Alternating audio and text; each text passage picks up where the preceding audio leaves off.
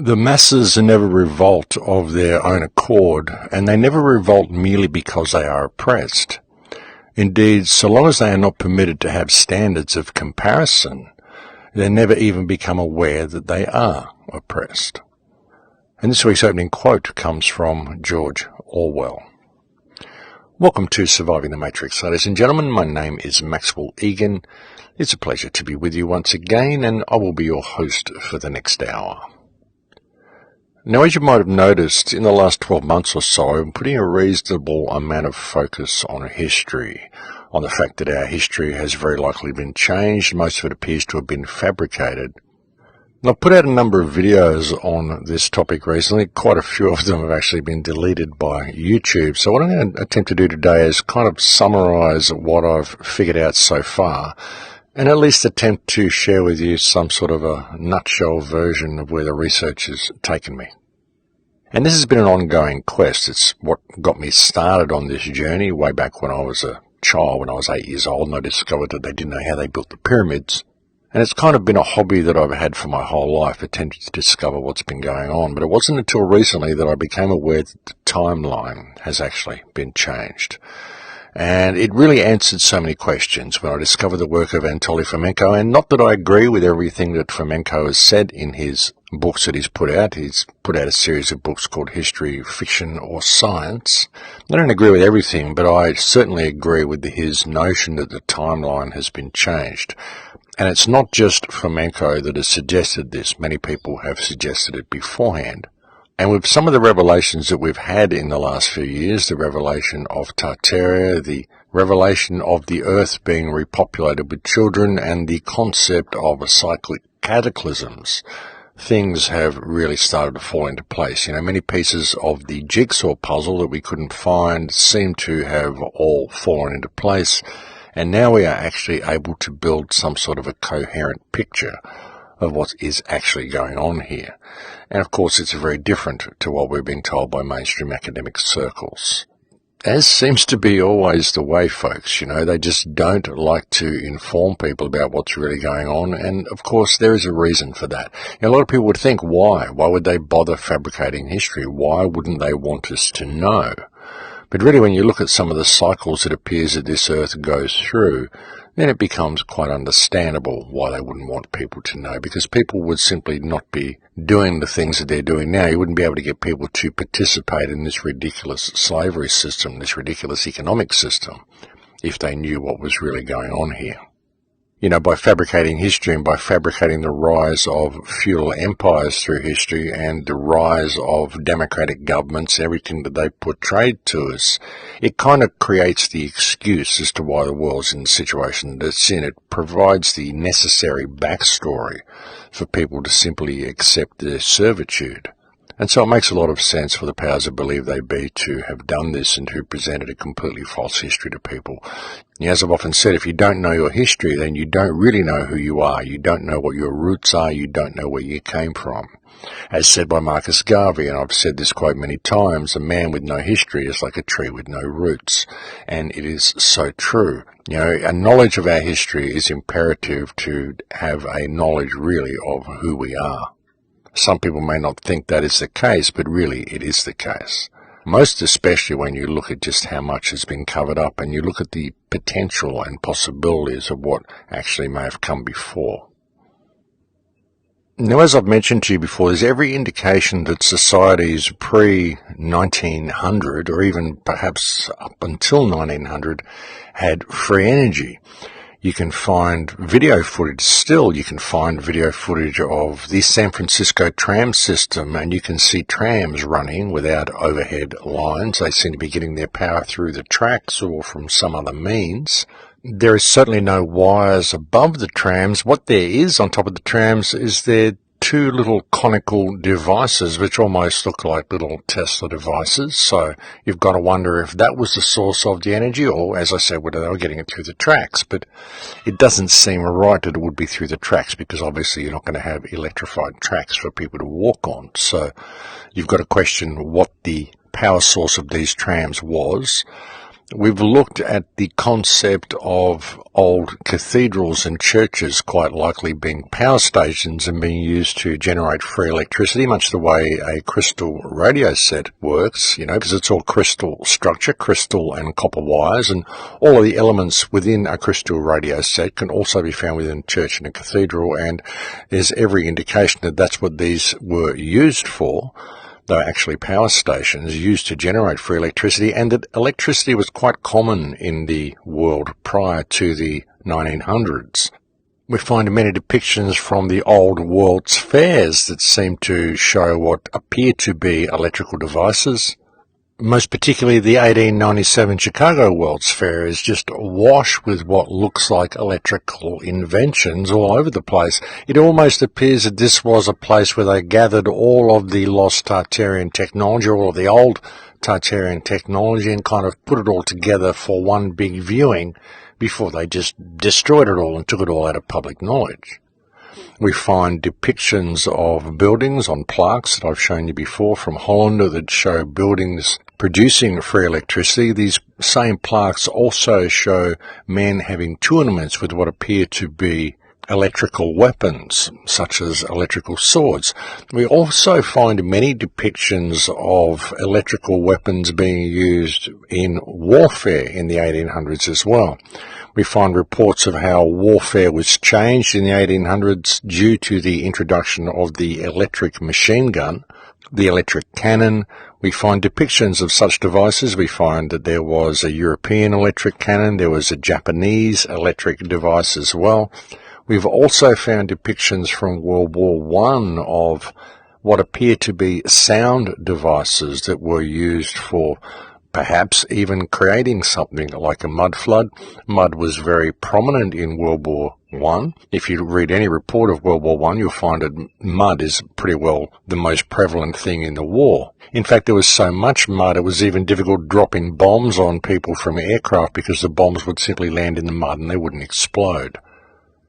So there's every possibility that that's what these churches were. They were actually power stations, but not just power stations. And we've also looked at the concept and the possibility that the organs that are found in these churches may well have actually been used for sound healings, and the very real possibility that many of these so-called churches and cathedrals were not in fact places of worship, but they are in fact places of healing.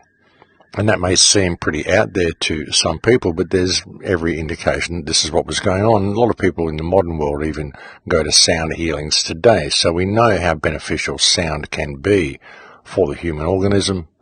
And we also are aware that they once changed the key of music. They raised it from 432 cycles up to 440 cycles, which would have created everything that we listen to now to be slightly discordant with the ambient background of the earth.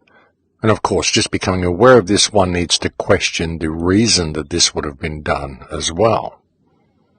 I mean, you think about it, if sound is used to heal, and if all of the structures that we'd built were built in accordance with the ambient background sound of the earth, the ambient frequency of the earth, what would happen if you changed all of our music? Would that not induce some form of sickness or disconnection within the human condition? Indeed, may that even be a way of reducing the human lifespan. If you look at ancient texts and they talk about people living easily for 300 years, could that be because of the resonant frequencies around them? Could that have something to do with it? It's an interesting question. And there is a possibility, of course, that you could tie this in with the focus that was once put on our brainstem, on our pineal gland, on the inner workings of the human mechanism. There seems to be a huge focus on this, folks, in so much ancient architecture, so many ancient statues. Even when you look at the statues in Egypt, as I mentioned to you, I think 3 or 4 shows ago when I talked about the work of a friend of mine called Chance Gardner, who has been looking at Egyptian statues and realized that many of the statues, even the Egyptian headdresses, appear to be depicting human brain stems. As I mentioned before, even Michelangelo's depiction of God on the roof of the Sistine Chapel appears to depict a brain stem within the neck of God. So there seems to be a real focus that was put on the human brain stem and the power of what we can achieve through the application of consciousness into this 3D reality that we live in. And this seems to be a focus of many cultures, folks. It isn't just the Egyptian culture. When you look at the Vedic cultures, you look at all ancient societies, even when they brought you texts that were related to war or government or the rulers or history or anything, there was always a very spiritual overtone to the whole thing.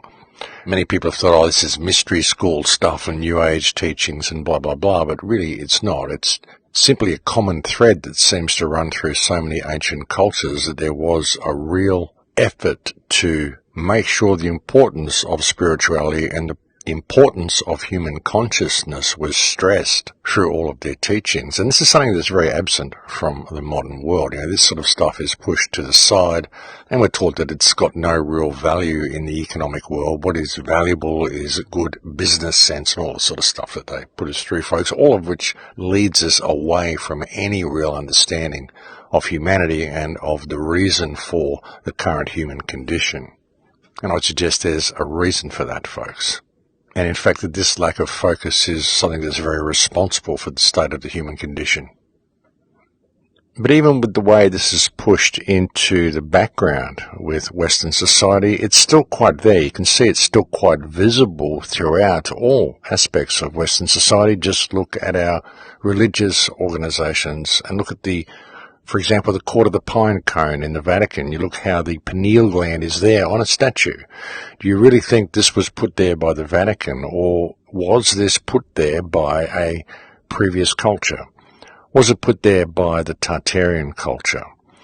Why does the Pope still carry around a staff with a pineal gland on the end of it? Would he be doing this simply because the Vatican is hiding up the fact that they have calcified our pineal gland? Or is it simply the fact that they picked up the remnants of the old culture and they started promoting the wrong concepts about reality, but just using the same tools to do it? But you can see it's there. Why would the Pope be carrying around a staff with a pineal gland on the end of it if the pineal gland was not something that was absolutely integral to the human condition? And that's an important part to look at. It's an important thing to take note of with all of the ancient teachings regarding this spiritual connection that we once had, is that there is also a huge amount of focus put on human biology. Like I said, it isn't just consciousness. It's on the brain stem. It's on the pineal gland. It's on things that we have within our biology which we can activate in order to take consciousness to a new level, or at least take us back to the level that we're supposed to be at. You've got to ask, why is the pineal gland calcified? And this is what fluoride does, folks. It's one of the main things fluoride does. And you might say, well, we live in a country where there is no fluoride in the water. But even if there is no fluoride in your water, folks, I guarantee it's in the salt. It's in the canned food. It's in other stuff. It's in everything else. They're making sure they're getting it into you so that this pineal gland is closed. But the fact that there is a biological connection to the levels of spirituality we could actually be reaching is a very profound thing, and it's a very encouraging thing, because it shows that it isn't really that difficult for us to regain the connection that we once had. As I've said to you before, it may be as simple as changing our diet and getting our biology back in order to bring ourselves back online. What we're likely able to achieve through the application of consciousness, if we could only just understand what consciousness is. If we could get some focus back on this, I think whole new worlds would open for us, ladies and gentlemen, the way these worlds were once open for us. But all of these sorts of things are being rediscovered now. People are starting to pay attention to history, and many people are realizing that there is so much wrong with what we've been told, and that the evidence is actually all around us. And it's been very encouraging to see this sort of thing happening. Something else that's very much come to people's attention, has been coming to prominence in research, is the concept of what we're calling the mud flood, for want of a better term. Again, the concept of these reoccurring cataclysms, and attempting to discover what it was that has buried so many buildings right around the world, at least 12 feet, sometimes more than 12 feet, 12 to 18 feet, sometimes even more, in a layer of soil. And new roads have been constructed, new entrances have been constructed, the below level areas have simply been sealed off and forgotten about, and nobody's been told they are there. This is very strange, folks, because this is being found all across Europe. It's been found in Australia. It's been found in the United States. It's been found in England, all around the world.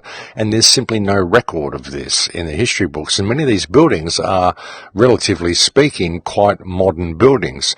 Buildings that have been constructed within the last 200 or 300 years, and they seem to be buried in a layer, which, as I said, is not accounted in our history books. And if you'd like to know more about the mud flood, there is a channel that I've mentioned to you before. I think he's a Russian guy by the name of Philip Druzinin, and he covers a lot of ground on the mud flood. He's done a lot of research into it. He's gone to a lot of places. And if you're watching this on YouTube, I'll be sure to put a link to his channel in the video description below. And these sorts of discoveries very much support the notion of reoccurring cataclysms and of fabricated history.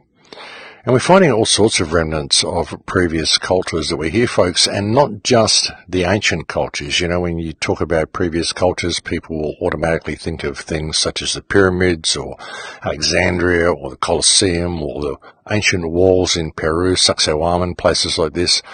But within our own cultures and within our own cities and within our own societies, there are remnants of quite civilized cultures that existed there prior to modern society ever being formed. I mean, we've got buildings here in Australia which simply cannot be explained by convicts coming here and building them, not in the amount of time they had to do it. And we're finding that this same culture can be found all around the world. We're finding what is termed to be Greco-Roman style architecture in virtually every country on earth, here in Australia, in the Philippines, across Europe, even in Japan, in the Americas, in Brazil, Argentina, everywhere. And we're also finding remnants of what we are terming to be the mud flood all over the earth, finding it across Europe, finding it in America, even finding it here in Australia. As I said, buildings that are buried in 12 to 18 feet of mud with whole floors below that we don't know about. There's also some very strange remains that can be found around the United States, which appear to have been left by previous cultures as well. As I pointed out to you previously, the sewer system in San Francisco really is remarkable. This is a multi-level, multi-story sewer system, which is huge. I mean, it's the size of the city, this sewer system, and it would have been years in the construction. Why is there no record of this ever being constructed? It's quite remarkable. Where would they even have got all the bricks to construct it at the time they did? And when we hear the stories of the gold rush and the way San Francisco was apparently founded, the construction of this sewer system simply isn't taken into account. This would indicate that there was a culture prior to this one that constructed that sewer system, and there's every indication that this culture was Tartarian in nature. We've also found things across the United States like aqueducts, which are found all across the United States, which are built in a very European Roman, we're told, style. These styles are depicted as being Greco-Roman, but we really don't know why they would use that term. I mean, why would there be people who are colonizing the United States building Greco-Roman style aqueducts? Greco-Roman also appears to be a cover story for Tartarian infrastructure. But not only that, it's not just these structures such as the sewer system in San Francisco and the aqueducts that can be found in the southern United States. There's a whole bunch of areas around New Haven, around Atlantic City, around the whole New York, New Jersey area, which appear to depict old canal estates. And these are areas that are considered to be wetlands and considered to be protected areas, areas where nobody really goes, and areas where there's certainly never been any population. And yet when we look at these areas, we find parallel lines, we find parallel canal lines, and we find what appear to be canal estates, or at least the remains of canal estates that appear to have once existed along the edge of these islands or along the coast of New York and New Jersey in some places. I mean, it's very, very strange that these lines and these apparent remains of ancient estates would be there. And very, very intriguingly, even on the ground in some of these places, we find the remains of old power lines. And these look like power lines from the 1920s or 1930s, but again, these are in areas where there was supposed to have never been any people. And we didn't even have electricity until the late 1800s, so what are these power lines doing in these places? It really doesn't make a lot of sense, not if what we're presented with as being modern history is to be believed.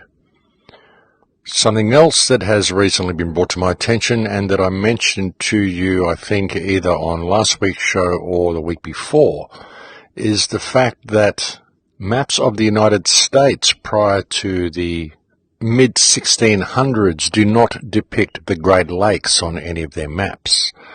The Great Lakes do not appear until around about the late 1600s. In fact, if you look at maps from around about 1630, there appears to have been quite a difference between the maps from just 5 or 10 years earlier, and what we see is not the Great Lakes as they're depicted today, but rather a large open section of water and several islands around the place. And it seems that there was a period of upheaval in the early 1600s, and things didn't actually settle down until the mid-1800s, which is the first time we see the Great Lakes actually depicted as they are today. Prior to this time, California is depicted as a peninsula. Then after the 1600s, California is depicted as an island, and a large lake, Lake Conibus, is depicted as existing in the southern western United States. And then after the 1800s, California is no longer an island, and Lake Conibus is missing, and the Great Lakes are depicted as they are today.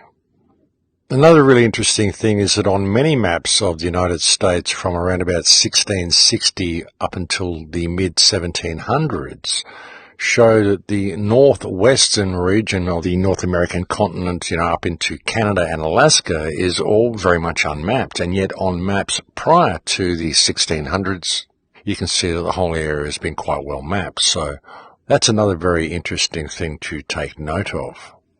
And again, a great many of these maps depict California as being an island through this period. And again, it's not just one map or one particular cartographer that's doing this, it's a large number of them. And what this suggests is that there was some sort of cataclysm that happened in the early 1600s and another cataclysm that happened in the early to mid-1800s. And when you tie this in with the concept of the world being repopulated by children around about 1880, pieces of the jigsaw puzzle start falling into place. And if you really want to start looking into that story of the world being repopulated with children around about the late 1800s, circa 1880, then search for information regarding orphan trains and foundling homes in the late 1800s. You're going to find that there is an awful lot of information out there regarding the foundling homes that were so prevalent across Europe and the United States and in England and all over the world in the late 1800s, and just how many children were being collected and how many children were redistributed to other areas and sent to homes, and quite literally trainloads of children being sent out across the United States, shiploads of children being sent out to Australia, Africa and New Zealand. There was even a point where they had so many that they were holding baby raffles in France, and that was as recently as 1915. You'll find reports of over 200,000 children, or around about 200,000 children per annum, being shipped from east to west across the United States during this period as well. And as I mentioned on last week's show, when you look at some of the prison facilities here in Australia, such as Port Arthur, the jail cells are incredibly small. Some of them are so small you'd barely fit a cot in there. And when you consider the possibility that these were actually enclosures for children, it begins to make a great deal more sense. As uncomfortable as it is to consider the possibility, it really does seem to be what happened. And regarding the cataclysms, the reoccurring cataclysms and what may be the cause of this, and the fact that the Great Lakes were not there depicted on early maps of North America, this information comes from a friend of mine by the name of Steve Falconer. If you missed last week's show, because it was posted on my backup channel, because I had a penalty strike against this channel and was not able to upload for a week, if you missed that show, it is on my old AOD Scarecrow channel. But I will put a link to Steve Falconer's channel below, and there's a series that he's done called Comets, Cataclysms, Coincidence, And it really is worth having a look at, because that's another very striking thing when you look at reports from these areas. You find a massive amount of reports of comet activity in the skies. You find this comet activity is reported quite extensively through the 1600s and again through the 1800s at exactly the period when we were having grand solar minimums. And there is every indication that these grand solar minimums actually constitute periods of extreme upheaval on the Earth.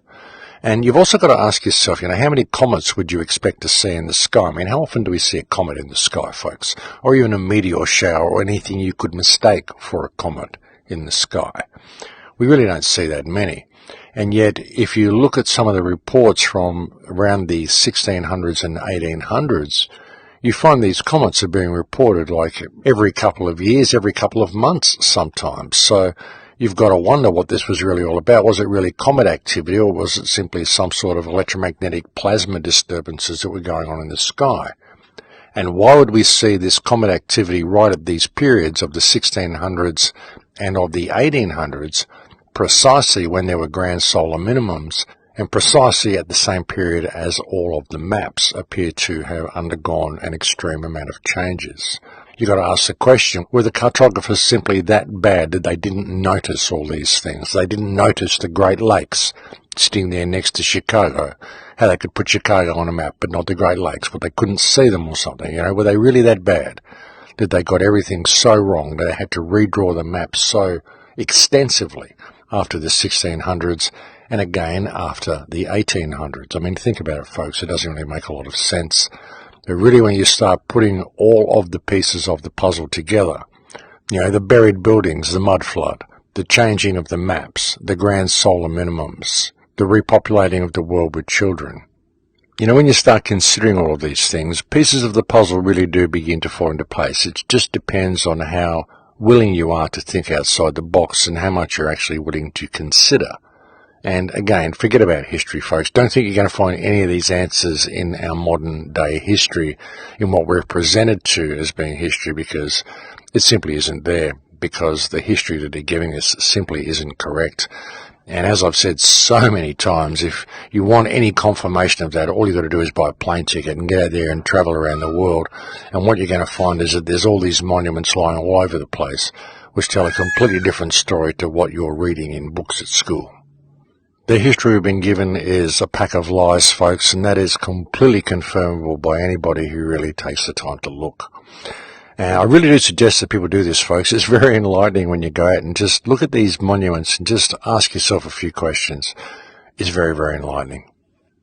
But folks, I think we have reached break time here, so I better leave it there for now, and we'll go and have a break. Thank you for joining me on the air today. It's always a pleasure to have your company, and I'll be back to speak to you again in a few minutes. Don't go away, because there's plenty more to come. And welcome back to the show, ladies and gentlemen. Yes, so it's an interesting realization to come to, the concept that history has been changed, history has been fabricated. It's rather a bitter pill for many people to swallow, but really when you look around the world, the evidence is there. And when you start factoring that in, and you start factoring in the reality that the timeline has been changed, as I've said, so many pieces of the puzzle fall into place, that it's literally a wonder we didn't start asking this question to begin with. Something else that I've mentioned before is the discovery of the language of Magyar, which appears to have been quite prevalent all around the world. You can find traces of Magyar in almost all cultures. Maybe not complete sentences, complete phrases, complete words, but you'll find traces of it there, which very much indicates there is a connection. As I've said, the work of Attila Flink clearly identified Magyar as being the root language of the Australian Aboriginal, also of the Incas, of the Melanesians, of the Polynesians, and it appears to be the same with many other races around the world as well. And this is very significant, folks, because it shows there was once a worldwide root language, which also indicates that there was a worldwide culture that, again, we are referring to as Tartaria, for want of a better name, simply because Tartaria was the largest section we can find of this culture, the largest nation. Tartaria, in fact, took up Asia, Mongolia, Europe, Russia. A lot of areas on the European continent were, in fact, the one nation of Tartaria. And this seems to have gone out to also includes sections of the North American continent, the South American continent at times, and possibly even the Philippines and Australia. That's if the colours on the maps are anything to go by. The question is, what happened to it? It would appear there were a series of wars. It would appear the Napoleonic War, perhaps the War of Genghis Khan, even possibly the War of Troy were all interrelated, were all fought contemporaneously. Some of them, such as the War of Troy, was not thousands of years ago, as we were told. All of these wars appear to have been connected to each other and all related to the overthrow of Tartaria. But what really happened? What caused it? What was the big event that created the opening for these wars to happen? What was the big event, the cataclysmic event that created the mud flood? And are these events cyclic is the question. We find evidence of some sort of an event that happened in the early to mid 1600s. We find traces of another event that appears to have happened in the early to mid 1800s. The question is, were there events before that as well? Is there something that we can find in the 1400s? And of course, it's very difficult to go back and check because the maps, it's very difficult to find maps from pre-1500s. It's just very, very rare to find these things. There are the odd map you can find, but it's very difficult to gauge the accuracy of any of them, whether they actually depicted the lands as they were, because we simply don't have any other maps to compare them to.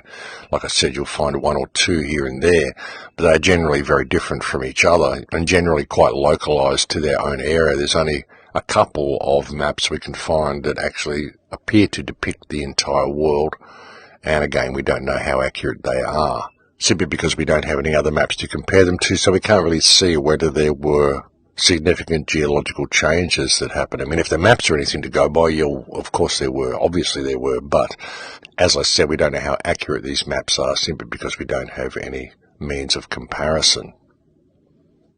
And there are, of course, many people who will say, well, look, you're not going to find any accurate maps from prior to the 1500s anyway, because people didn't have ocean travel in those times. There was no connection between the races of different continents and the peoples of different continents and blah, blah, blah, and all the stuff that mainstream academic circles push, all of which appears to be completely inaccurate because you can find traces that connect all of these cultures together. And folks, oceans were not something that separated people back in the old days.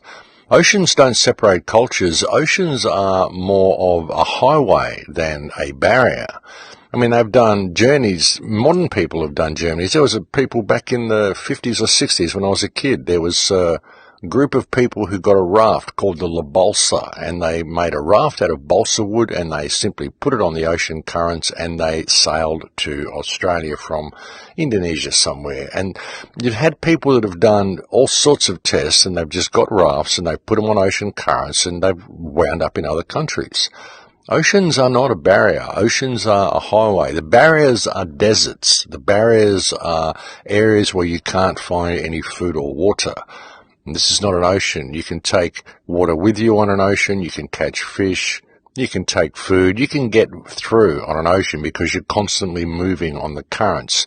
If you're in a desert, then it's up to your own two legs to get yourself across. And if you don't have the means of hunting or gathering or collecting water along the way, then you will die. The deserts are a barrier. The oceans are a highway. And we've even found boats in Egypt, which are high-prow boats. We've found them in burial chambers, so we know that they had ocean travel. And so there's no reason to think that maps from prior to the 1400s would be completely inaccurate because they didn't have ocean travel, because the fact of the matter is that that's simply a false claim.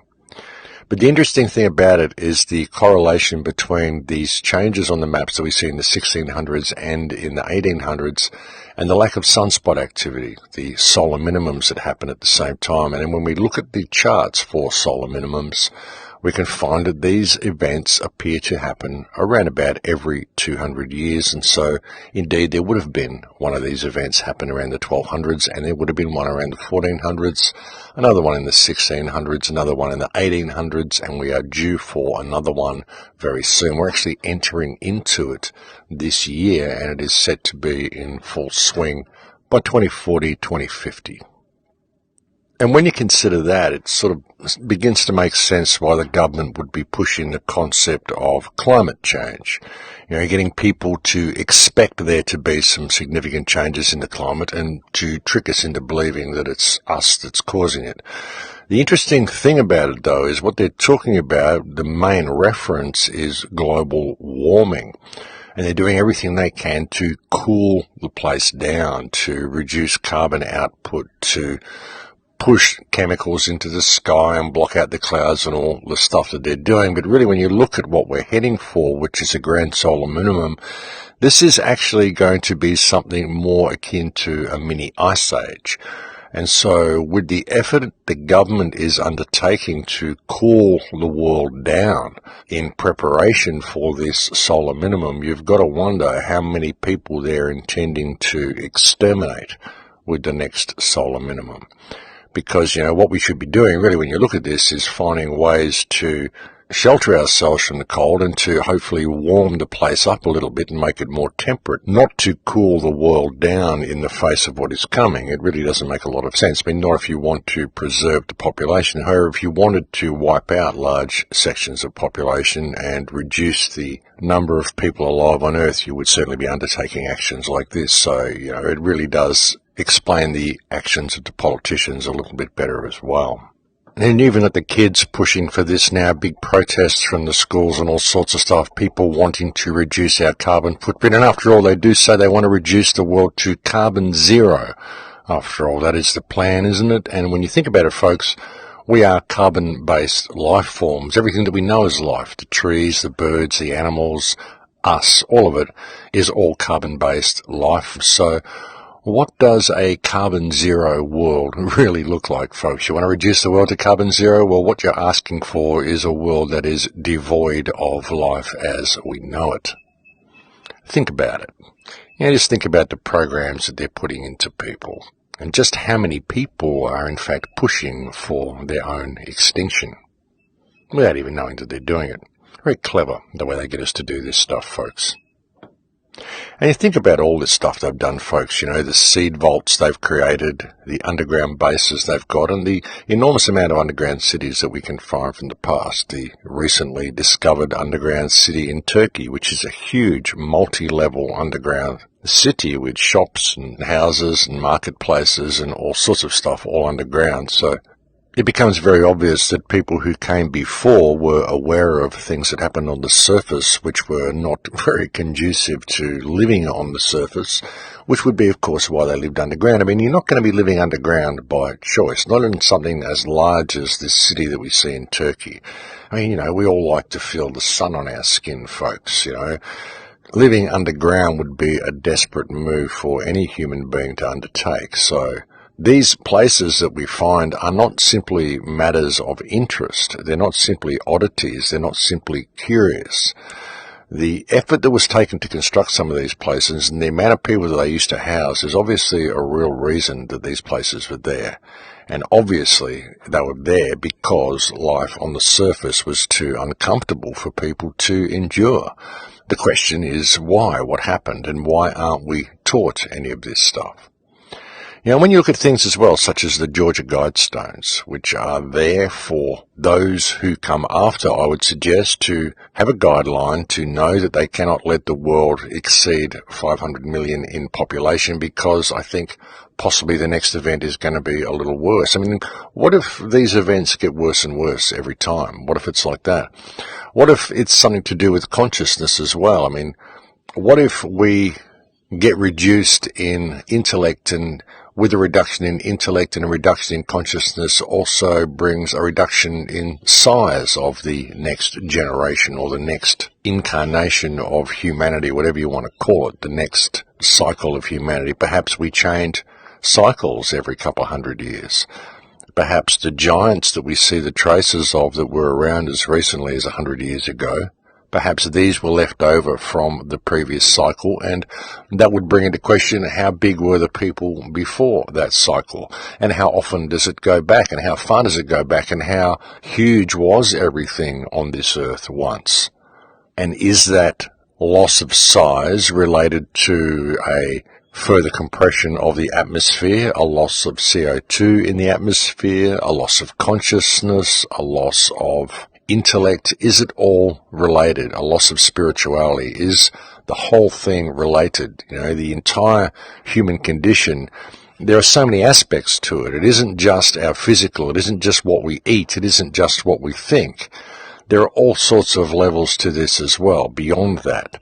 Our interaction with the atmosphere, the electricity in the atmosphere, the electricity in our bodies, the type of electricity we're using even. When you look at the free electricity that we used to have in a culture that was here prior to this one, the Tartarian culture, if that type of electricity was based on ethereal energy and the type of energy we're made from, perhaps that was very complementary for us to be around that type of energy. Whereas the electricity we're creating now, which is based on explosive technology, is very damaging to us. You can kill yourself by getting electrocuted. Perhaps this type of electricity is very damaging for the human organism, and perhaps it is in the summoning of this type of electricity which causes the decline that we see. Perhaps it is in the summoning of this type of electricity which causes these reactions that bring about the grand solar minimums. Who knows, folks? Who knows what the etheric connection between this earth and our consciousness and the sun really is? I know I'm getting into some pretty out there esoteric sort of thinking here, but what is the connection? If you think about how we could manifest reality with our minds, what is the connection of the collective consciousness to everything else that exists within this universe? Is it all connected? I would suggest that it is, by plasma strings or by the plasma itself, by the energy itself. If you can think of the space around you of not being empty, being full of energy, the prana that you see when you turn the lights off at night, that static electricity in the air, that energy, what if that energy itself is conscious, and it is that energy, that conscious energy that creates all matter, that creates us? We are bound to this energy. We are part of this energy. This is essentially the mind of God, or even God itself. That is the only way we can even view what God is as an energetic source, that static electricity we can see at night. What if that's what's going on here? And what if there is an effort to harvest that energy, harvest the human experience, harvest human consciousness? As I've said before, what if this is a soul test that we're involved in here? We're given everything possible to screw ourselves up in every way conceivable. It's all regarding the choices that we make. The choices that we make through this life, whether we choose to go down that path or whether we choose to walk the path of purity, walk the path of decency, walk the path of doing what is right. And another question that really must be asked when looking at all this technology that we use and everything that is happening to the human race right now, everything that's happening to the world right now, the question must be asked is, how many times have we done this before? How new is the technology that we're actually using? When I look at the legends and the stories of the scrying mirrors and the sigils for summoning demons and the stuff I've gone through so many times, but when I look at the fact that these sigils all appear to be circuit diagrams, they all look like circuit diagrams, and that the cell phones, the mobile phones, the tablets, the laptops that we're using all appear to be scrying mirrors, I have to wonder, how many times has this happened? And were these stories left behind as warnings to us, to warn us of what these times bring about for those with eyes to see anyway, so that those with eyes to see would at least be able to take precautions against what is happening? It's an interesting thing too for the many Christians out there who believe that they are being good Christians, and yet it tells them in their teachings that they should not be supporting witchcraft, and yet here we have all of these people using all of these sigils and using these scrying mirrors every day. The scrying mirrors and the cell phones and the credit cards, this is the beast system, folks. But I just wonder, how old is this technology? Is it really new technology, or do they simply filter it out to us at the end of each cycle? Not only to keep us distracted, but to harvest the current zeitgeist of the human condition, to find out what everybody's thinking, to figure out exactly where they've taken human intellect at this time, just so they can correlate all the data for the next cycle. Again, looking at these maps and wondering how many times these cycles occur. Well, one thing that's interesting is the grand solar minimums that appear to happen at the same time that the maps change, and the reports of weird atmospheric disturbances. As I mentioned on last week's show, around the middle of the 1600s and the middle of the 1800s, we find an extraordinary amount of reports of comet activity. And as I said before, how often do you see a comet in the sky? It's not like these things are regular occurrences, so it's quite significant that we would see this much comet activity right at the time when these solar minimums were happening and right at the time when the maps have changed. Now, because it's very difficult to find accurate maps from around the 1200s and 1400s that give us any real clue as to whether there were Earth changes at the time, something we can look at is reports of weird disturbances at the time and see if there are any reports of strange atmospheric behavior around the 1200s and the 1400s. And when we look, what we find is, again, massive amounts of reports of an extraordinary amount of so-called comet activity in the skies in the 1200s and again in the 1400s, in fact through the 1300s as well, from the 1200s up until around about the late or mid 1400s. There seems to be an extraordinary amount of comet-related activity and strange atmospheric disturbances, exactly the way we see in the 1600s and the 1800s. And then it all sort of dies off, and there's no more reports of these strange atmospheric disturbances. So that's an interesting thing as well. And it would appear that there are strange atmospheric disturbances and what people are terming comet sightings that seem to happen on this Earth around about every 200 years. Another very interesting thing. And we know there have been massive depopulation programs that have been carried out on this Earth. We can just look at Bolshevism and see what happened there, which is an extremely disturbing part of human history, and yet it is there. We can find the remains of at least 6 million people just in a 2-kilometre section of tunnels under Paris. This is something that I also touched on previous shows. And the interesting thing about all of these bodies that are stacked up, femurs and skulls, and just stacked like rolls of parchment, and with skulls forming sigils in the walls in these Paris and catacombs beneath Paris. The interesting thing about them, folks, is that all of these skulls and femurs are very, very clean, like they've all been boiled. We're told that they simply relocated the cemeteries, but who would have done that? And imagine the gruesome job of digging up all those graves and relocating all those bodies and then stacking femurs and skulls in the walls. Where would be the point where you boiled all of these bones along the way? This is all very, very disturbing, folks, but we can find massive amounts of evidence all over the world which clearly indicates that our history is simply not what we're told. And like I said, when you really start looking into it, you can find evidence that there appears to be cyclic cataclysms and that our history has been completely fabricated. And that this has happened quite recently. Like just within the last couple of 100 years, within the last 150 years. When you start really looking into the stories of the orphan trains and the foundlings, and ask yourself, how many of your grandparents were orphans? How many of your grandparents were brought to countries and settled as orphans? How many of them were on orphan trains? These are questions we've never asked our grandparents. These are memories that go way back, and we just don't think about these sorts of things. It's not something that we ever considered because we've always considered the timeline to be true. We've just accepted it.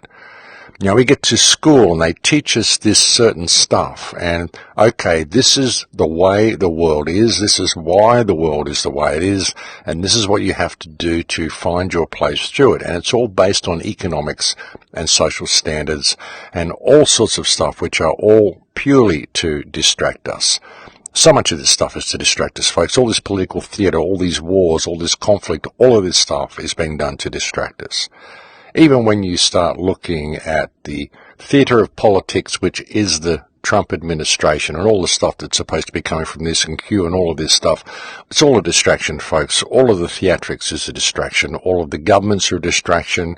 None of what we believe to be important about this world is actually important, because none of it is focused on human consciousness, none of it is focused on the human condition, and ultimately, folks, we're being set up. We really are. When I look at our cities and I look at the way we've all been packed into these population centres and the way all of our societies are prefab, nothing's built to last. None of our structures, none of our skyscrapers, nothing is built to last. You've got to ask why that is. You know, when you look at the buildings from the old days, they were at least built to last. The buildings that we've got now, the real ones, the decent ones, were all built by previous cultures. Nothing that our modern cultures have built has been built to last. Nothing is designed to stay here, because I would suggest the people that run the whole show know full well that they don't have to build anything to last, because it's all going to be wiped out soon anyway. The question is, again, what causes it?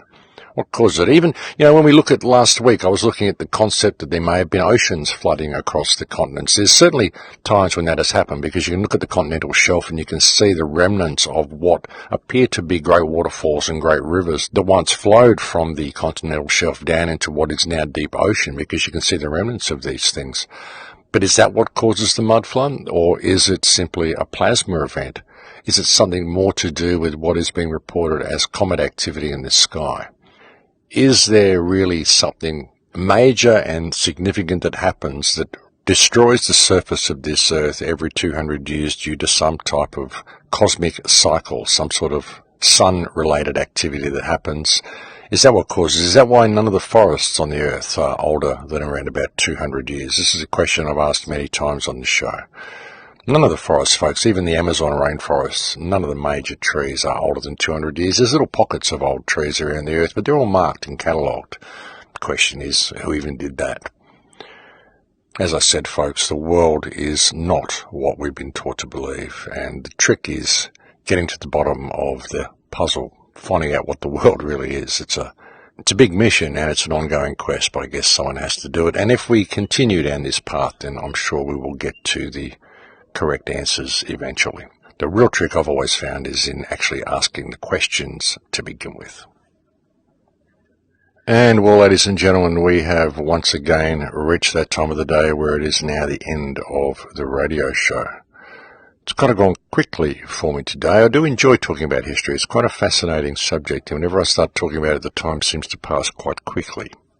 But that is it, folks. We have now pretty well run out of time. As I've mentioned to people recently, I'm going to be speaking at Anarchadelphia next weekend. So I'm not going to be bringing you a radio show next weekend, because I'm going to be in Philadelphia at a conference.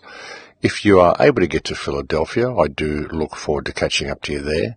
The shows are going to be a little bit intermittent over the next couple of months, folks, until the end of October, till I get home on October 22nd. I'm probably going to be bringing you a radio show likely every 2 weeks. I may get more than that done, but I'm really not sure. Like, I've got this show done this week, but I will not be able to bring you a show next week because I'm going to be in Philadelphia.